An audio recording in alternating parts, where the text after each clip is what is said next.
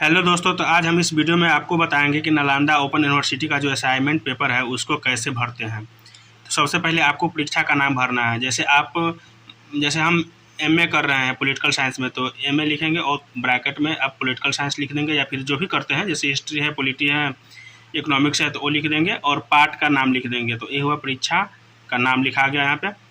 फिर आपको परीक्षा का वर्ष लिखना है। जैसे आप मान लीजिए 2025 में दिए होइएगा, या फिर 2026, 27 या फिर 28 में देना चाहते हैं तो वो लिख देना है।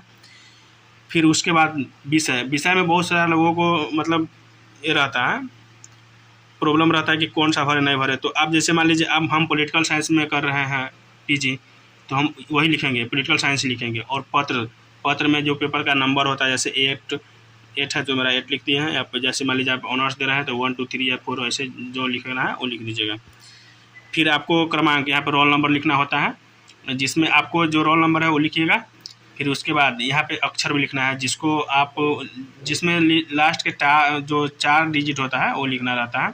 फिर आपको रजिस्ट्रेशन नंबर, जिसको हिंदी में पंजीयन संख्या कहते हैं, वो लिखना है। उसके बाद फिर से आपको परीक्षा का नाम लिखना है। तो परीक्षा का नाम में वही लिखेंगे जो पहले वहाँ पर लिखे थे। फिर वर्ष लिखना है।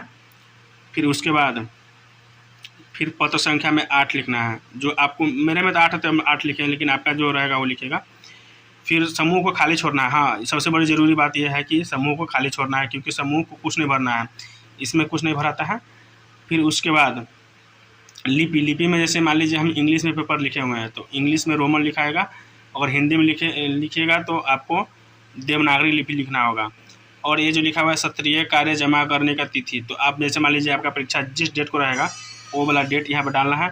सबसे ज़रूरी बात ये है कि ये असाइनमेंट पेपर सबको यूनिवर्सिटी के एग्ज़ाम होगा उस दिन लेकर के जाना ही कंपलसरी है, क्योंकि आपके पास अगर ये असाइनमेंट पेपर नहीं रहेगा तो आपको एग्ज़ाम में फेल कर दिया जाएगा। चाहे आप एग्ज़ाम दिए होइएगा या फिर एब्सेंट रहेगा, फिर भी आप फेल ही होइएगा, क्योंकि असाइनमेंट पेपर कॉपी के साथ अटैच होता है।